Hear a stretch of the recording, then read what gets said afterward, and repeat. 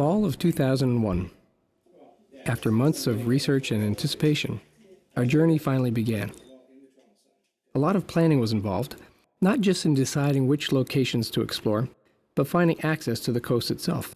Lake Superior has few roads that lead to the water. After a 16-hour drive from our home in Caledon, we arrived at Naze Provincial Park on the north shore of Lake Superior. We launched our canoe and paddled out to Pic Island, a beautiful island and quite appropriate to start with, as it had quite a history relating to art, made infamous through the paintings of Lauren Harris of the Group of Seven. Although I didn't find any of the scenes depicted in his work, I discovered some that I think were unique to my own vision.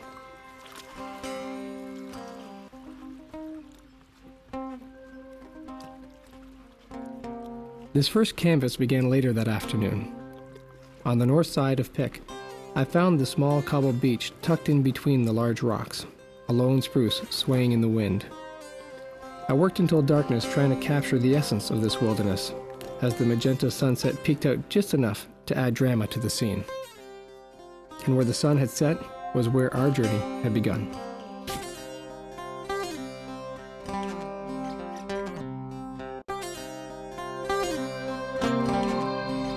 Nothing compares to painting from the water and working from the canoe itself. It becomes a floating studio.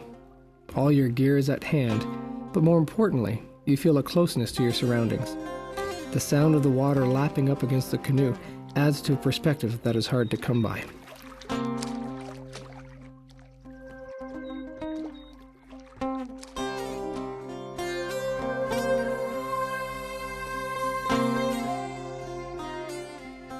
At our first campsite, we were greeted at the shore with fresh caribou tracks.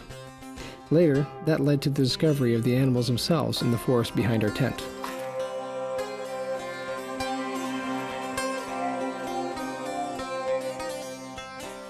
Further down the coast, at Puckasaw National Park, we pulled ashore on the White River. As much as possible, I seek out unique perspectives when I'm painting, and try to avoid scenes that are too common. While exploring upriver, I found myself crossing the suspension bridge that connects the trail down the coast. This unique vantage point created a view that was irresistible, and so I took the opportunity to create a painting from above the river itself.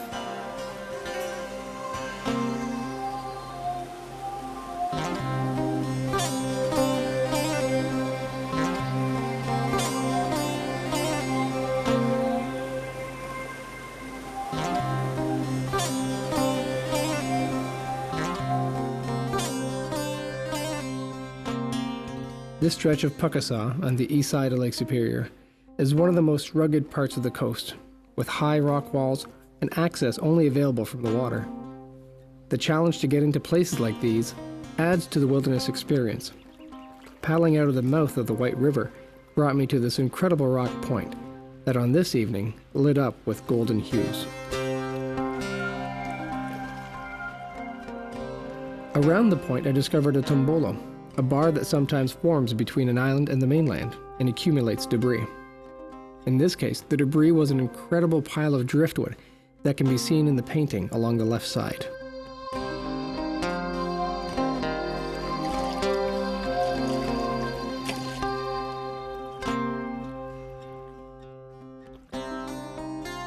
Puckasaw's ancient coast creates an almost mystical environment. The ruggedness of the shoreline and the lack of easy cover while paddling makes you feel like you're far, far from home. Paddling out of Old Woman Bay in Lake Superior Provincial Park led us to Brule Harbor, an area whose waters are the clearest that I've ever seen. It just feels like you're floating on air.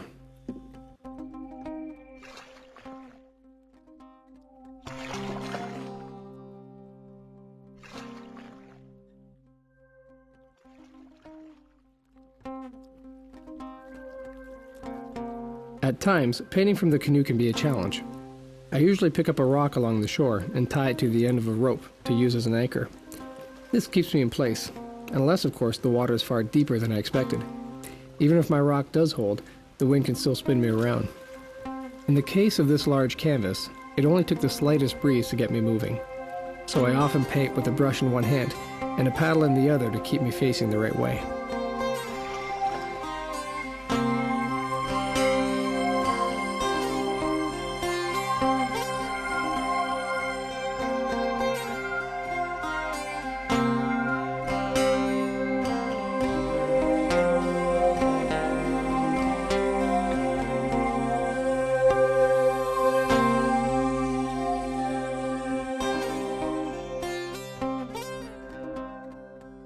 Fog comes and fog goes on Lake Superior.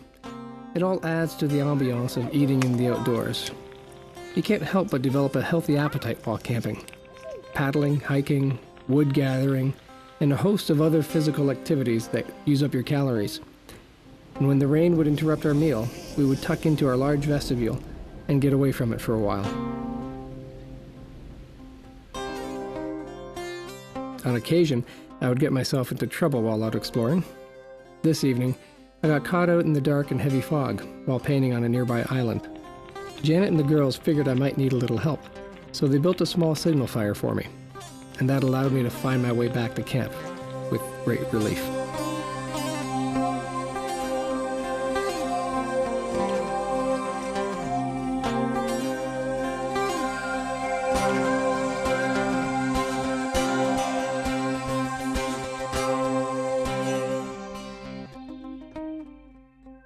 We traveled with more gear than most reasonable people do. To start with, we had our children and our clothes, food, and shelter.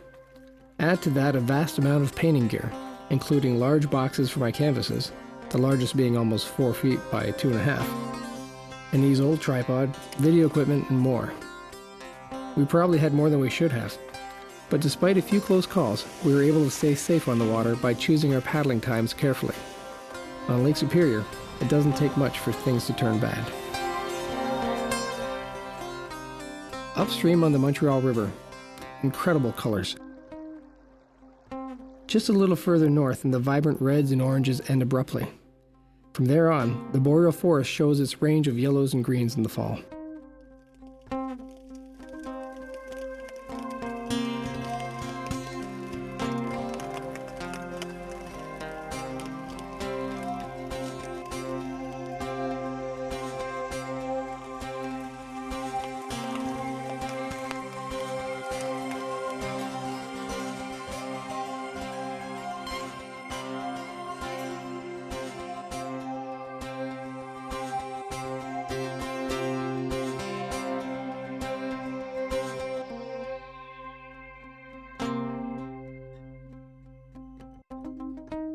Back roads are helpful in penetrating some of the dense forests around Lake Superior.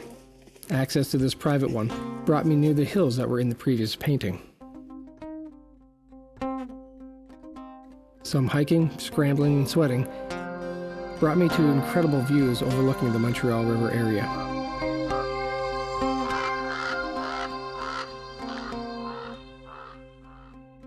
The colors were at their absolute peak here, and there wasn't a better place to enjoy the view.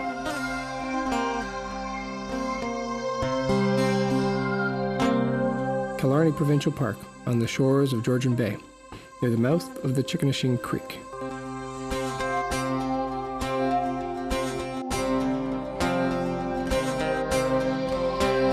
That's the first big hill there,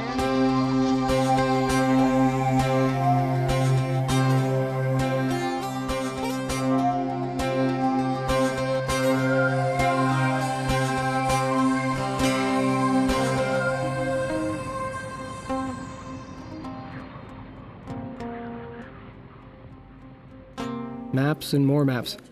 I wouldn't think of going on the water without my maps. There are so many islands it becomes a maze to navigate, even if you're familiar with it. On this outing, we had a little help. Ed Chevret, the superintendent of French River Provincial Park, was kind enough to load up our gear and take us to an island that we couldn't reach due to the windy conditions.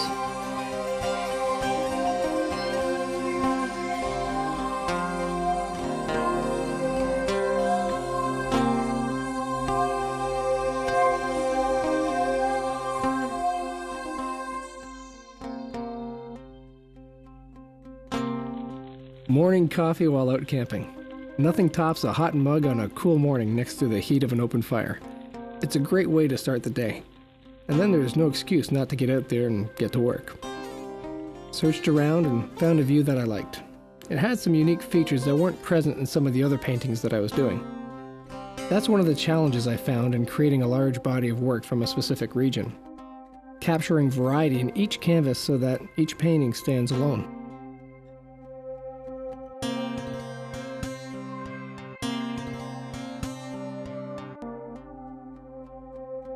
Sitting by the edge of the marsh is quite comfortable, in the fall anyway. I don't know if I'd want to return there in the spring when the bugs are out.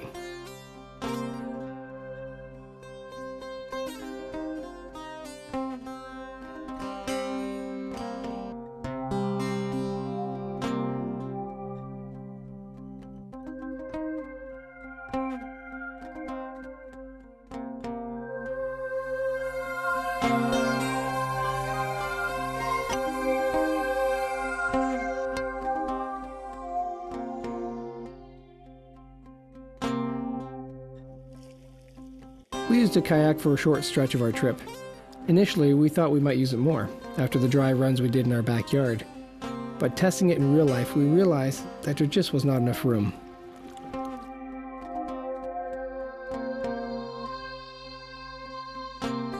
Indeed, it seems a canoe was best choice for our large loads, and so it became our mode of transportation. It worked great full, and it also worked great when I had to go out all by myself.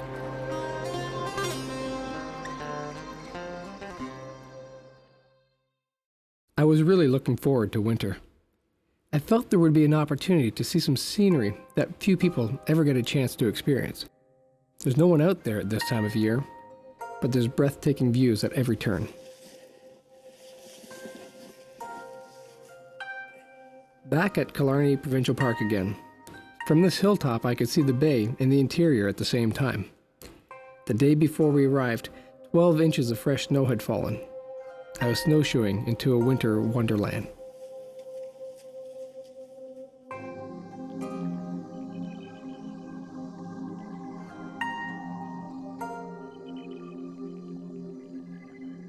As it was a mild March, the waters open in most of the rivers. This allowed me the unique experience of canoeing in the middle of winter. The banks were piled high, the water was clear, and the forest was silently still.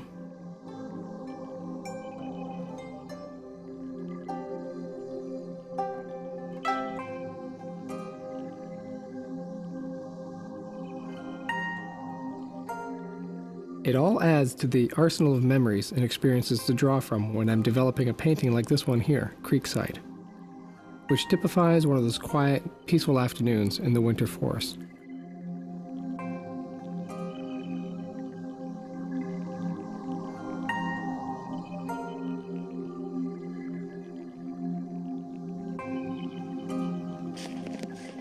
Painting in the winter. It's more challenging than in the summer. Just getting to a location through heavy snow, dealing with the cold, the extra gear you need to carry and wear. But the rewards are there. A landscape that has been transformed by a soft blanket of white and offers an endless variety of scenery. The changing weather just adds to the stimulation of winter travel. To keep my fingers from freezing, I often try to wear gloves while painting in this environment. It makes sense back at camp. But then when I get back out, I realize how much I lose the feel of the brush, and then take them off again.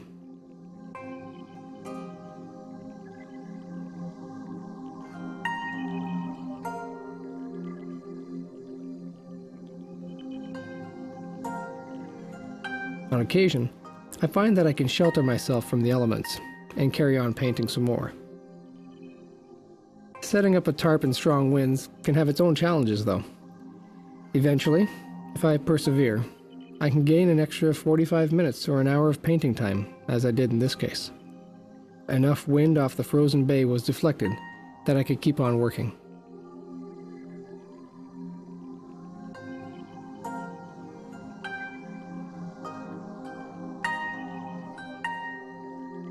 The further that I get on a piece while I'm out there, the better.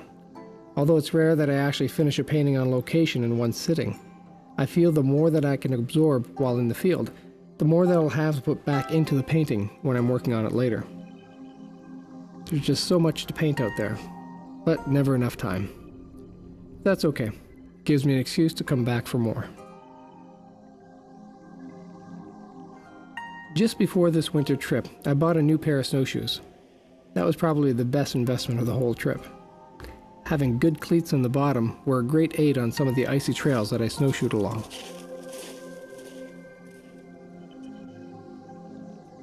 I've often been asked if my paints freeze when I work out in the cold.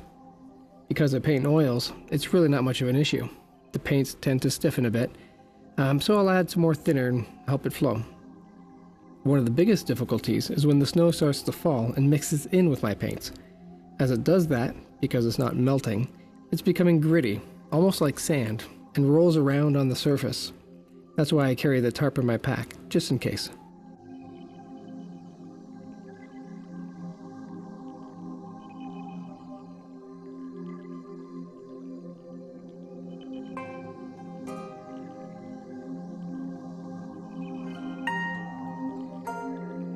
Back up on Lake Superior.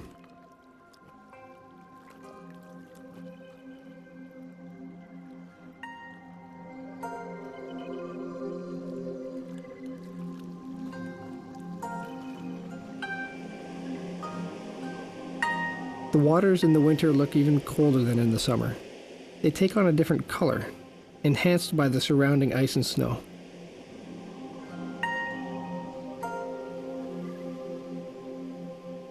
In Lake Superior, the water is always cold to begin with. Seeing the lake in this environment, however, really brings that home.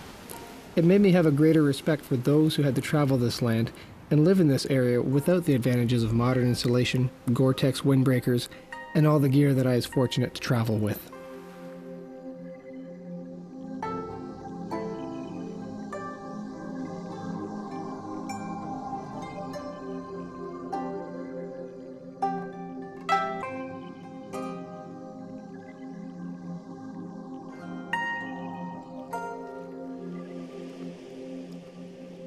A dry suit added to my safety while I paddled up the coast to explore this incredible shoreline firsthand.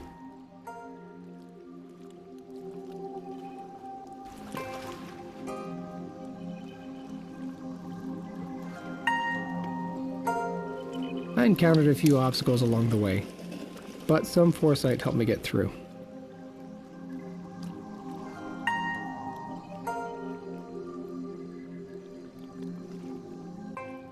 One of the highlights of the winter trips, a little place called the Slade Islands, about 13 kilometers off the top shore of Lake Superior.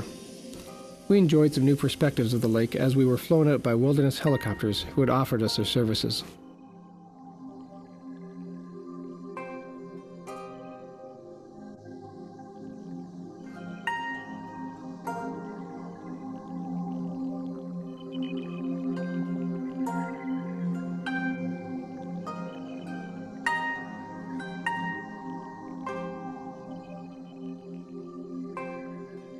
We arrived at the interior of the islands. There's this little cabin that has been there for a long time, has been fixed up by volunteers. It even had a guest book. We settled in there for about 5 days, in the company of the caribou. That happened to be at their peak population.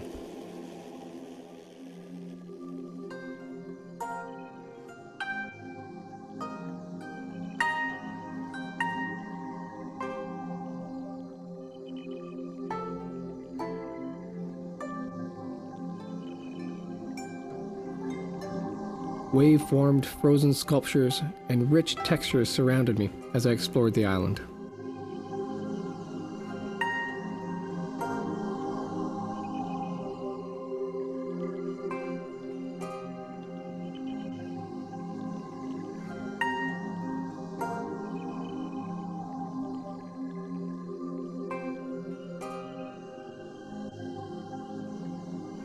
The Slates have one of the highest densities of woodland caribou anywhere in Ontario.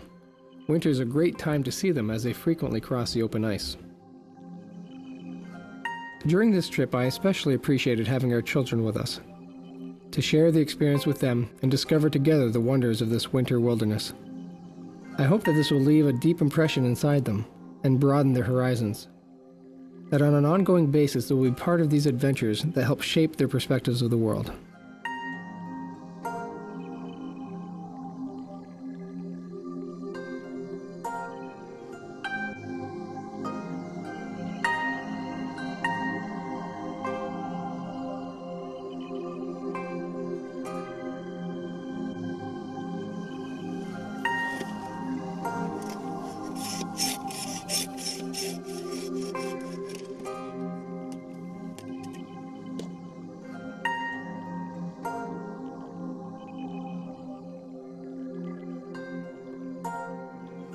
Some of the most intimate times came in the evenings when we were getting ready for bed in the quiet of a cabin in the northern wild. sitting by the light of a propane lantern and enjoying each other's companionship into the night.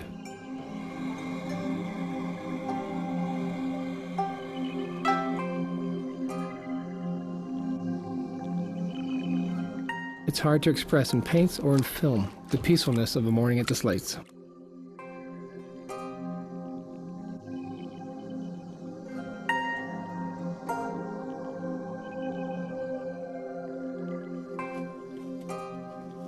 Back in the cabin, which had become my studio, I continued working on this painting of a little tree that I found standing by the water's edge. I liked the way this old tree stood along the edge of the ice, almost ready to fall at any time. We were in the company of the caribou again.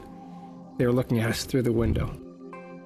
Some of the inspiration behind this canvas came from a painting that I'd studied in college by Tom Thompson titled Northern River.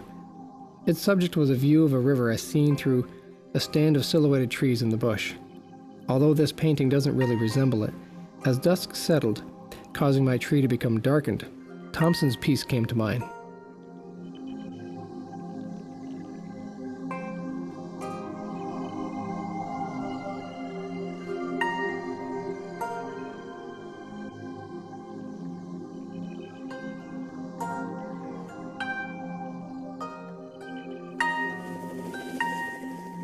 But all good things must either come to an end or move on. So we packed up our things and were again treated to Superior's rugged coast from the air as we flew back to the mainland.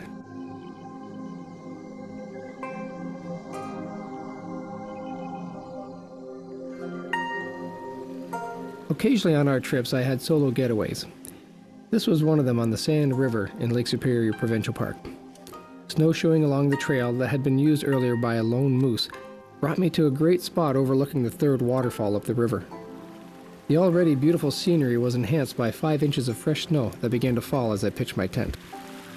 It was a real treat to see the river at this time of year, the ice and snow playing a kind of hide-and-seek with the rushing waters. Despite the apparent obstacles, though, it still found its way down to Lake Superior.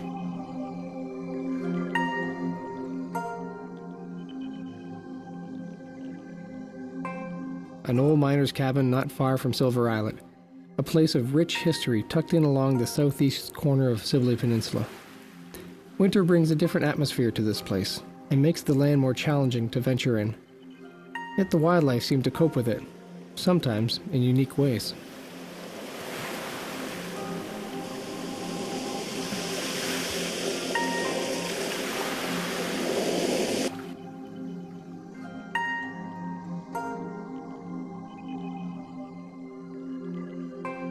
Back in the woods is this ancient cemetery that seems to be reclaiming the land from the forgotten souls.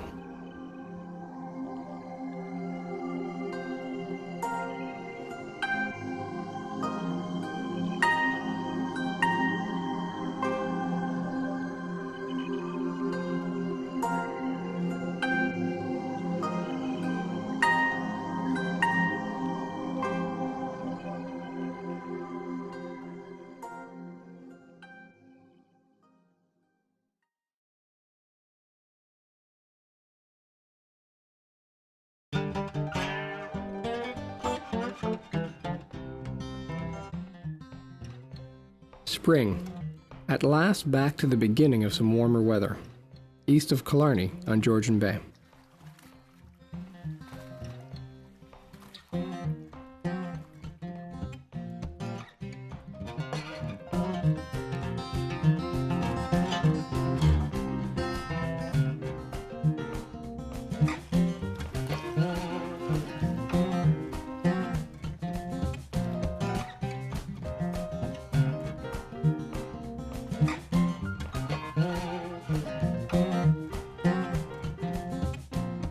The bugs hadn't begun to feed yet, and so I enjoyed working on this painting in my t-shirt, which is quite liberating after a long winter.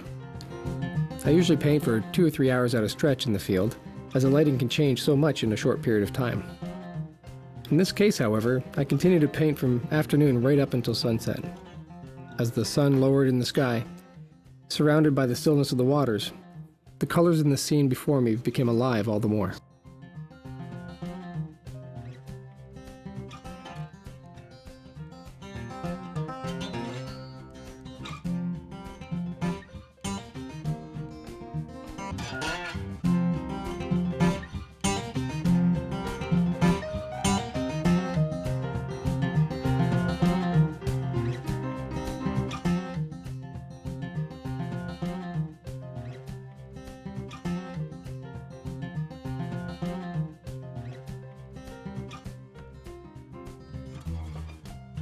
Tucked in amongst a maze of islands called the Chicks and the Hens is this little beach at the back of a channel that made a perfect camping spot. From here we paddled further into the French River Delta, just west of where the French River meets the Georgian Bay. It's a unique region known for its maze of low rock and marshy back bays.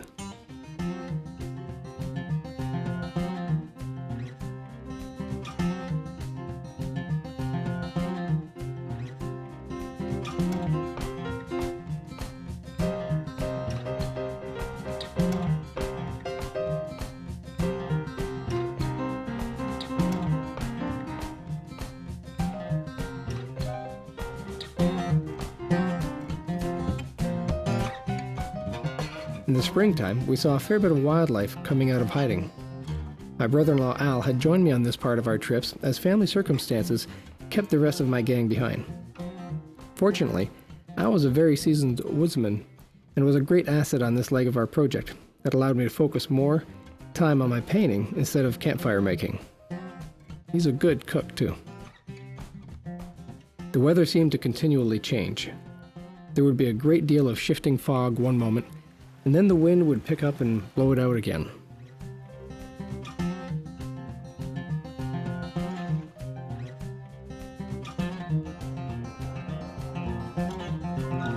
These winds made my setting up to paint a little more difficult, causing me to take extra time to tie my easel down to keep things from ending up in the lake.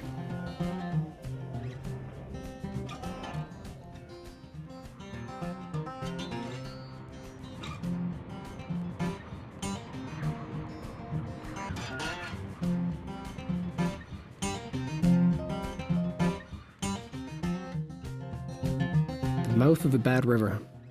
This area has some really unique geology and marked the end of our Georgian Bay spring trip. From here on, I was going on to Lake Superior. It's a rugged, desolate-looking landscape. I think of it as the desert of Georgian Bay. All this protruding rock, like massive fingers rising out of the depths, caused us to paddle a much less than straight line toward our destination.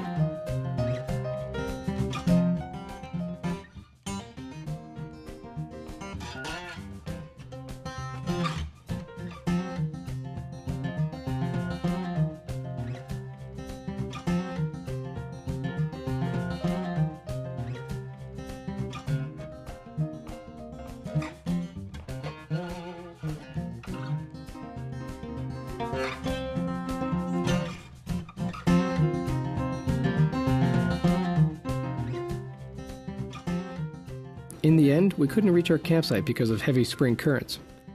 After an overnight stay at a friendly camp owner's cabin, we were on our way with a prearranged boat ride for a half-an-hour trip up to Hartley Bay. At times I wondered about shooting up the rapids and around the bends, but the exhilarating ride just added to the adventure. Lake Superior, alone. All my life, camping for me has included traveling with others. On this spring leg of our project, I now found myself paddling the big lake solo. This experience, without others to share my focus with, helped me to connect with the land and my creator more closely. I found things that perhaps would be more difficult to discover in a group, like this little gull. Most importantly, I experienced the solitude of the wilderness and my place in it. I also found myself watching every step more closely, looking at every spot before I placed a foot down. A serious injury in this environment, with help a long way off, was not something I wanted to experience.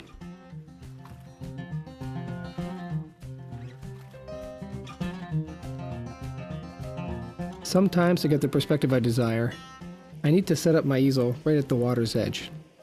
I become immersed into the scenery, and it makes me feel like I'm a part of it, with the water splashing at my feet and the sounds filling my ears.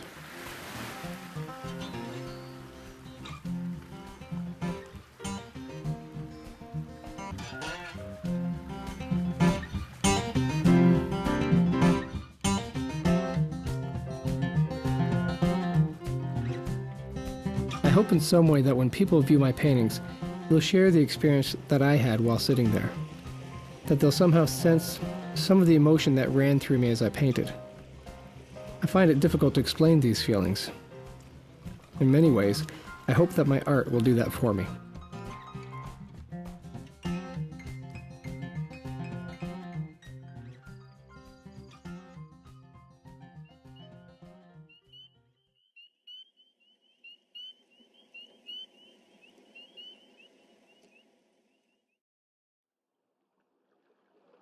Summer at last. In the original planning of this project, we knew that by choosing to begin our trips in the fall, that summer would eventually roll around as our last journey. And with this, we had anticipated some beautiful summer weather. Saved the best for last, I guess you could say. It turns out, though, that for the first week and a half on Lake Superior, we had very fall-like weather. That included a lot of rain. But nevertheless, this is still a place of beauty under any condition. Sleeping Giant Provincial Park, a little place called Tea Harbor. Spectacular colors one morning, complete with a full double rainbow, made us quickly forget the weather and stop in our tracks.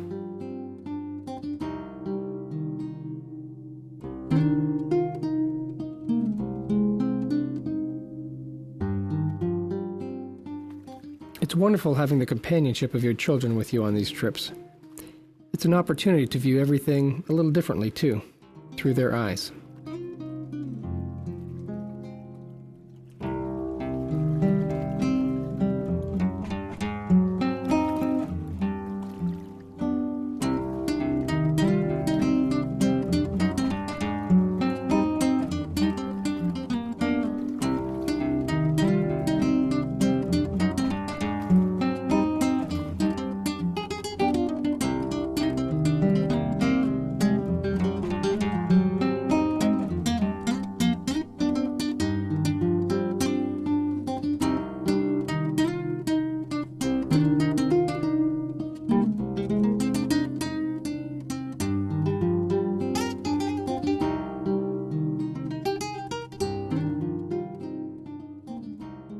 There's local fisherman Jim Dyson as we prepared to board his boat, the Melissa, for a trip out to Porphyry Island.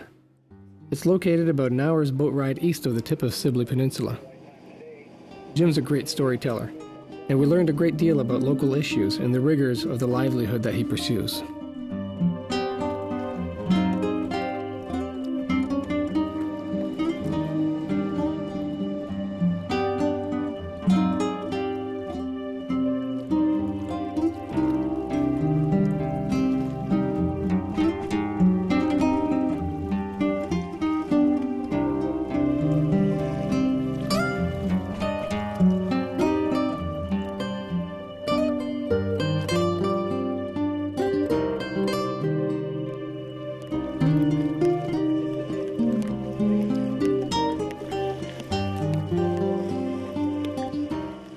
On Porphyry Island, there are some really unique kinds of nature. This extremely rare plant, called the Devil's Club, has huge leaves and thorny stalks, and is found in only 3 places in the world.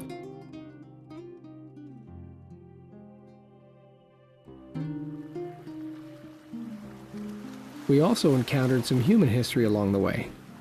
At this lighthouse at the tip of Porphyry Island, we met and chatted with the descendants of the original lighthouse keepers. They happened to come by for a weekend, and we learned about their grandparents and read newspaper clippings of how they saved people's lives back in a time when they didn't have all the advantages of GPS units or even power boats.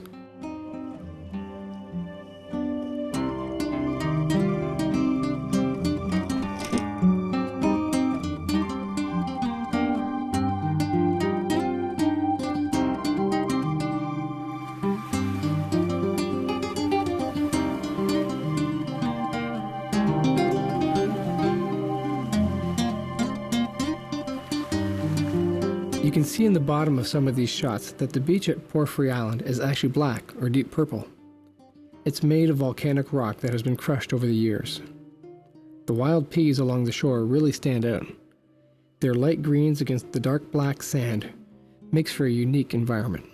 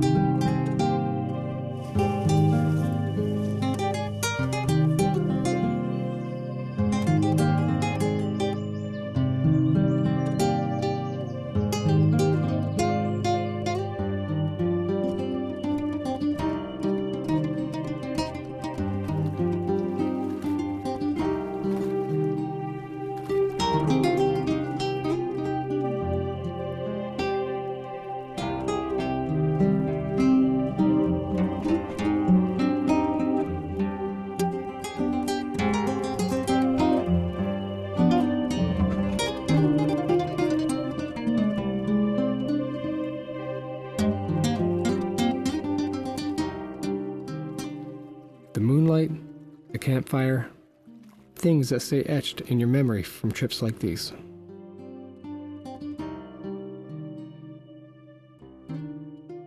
From one unique landscape to another, this is the southwest side of Manitoulin Island, a region known geologically as Alvars, unique due to its low, flat rock.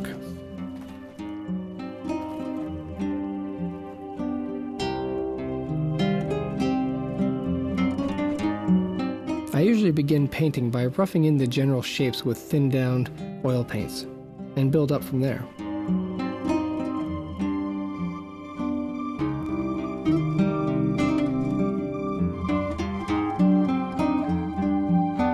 It never hurts to have a little help now and then. Here Sydney is doing her part while I is busy gathering reference.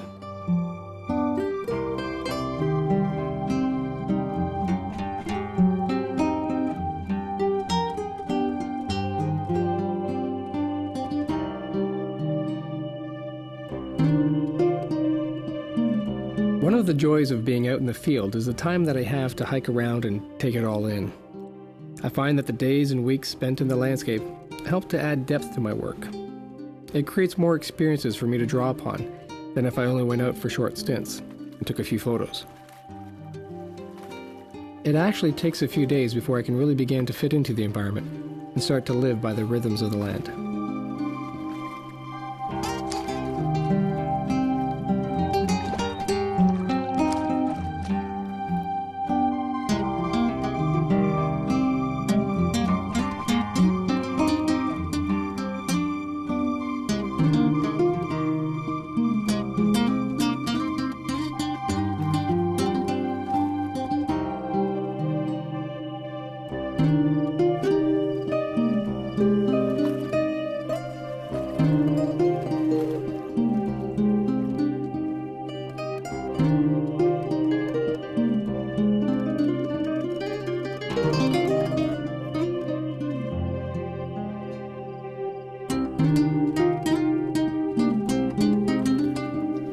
North of Perry Sound, around Bing Inlet.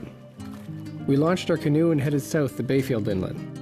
The waters had been a little low on Georgian Bay in the previous years, so we had to contend with paddling not just around the rocks, but be careful when passing over them so that we wouldn't hit bottom.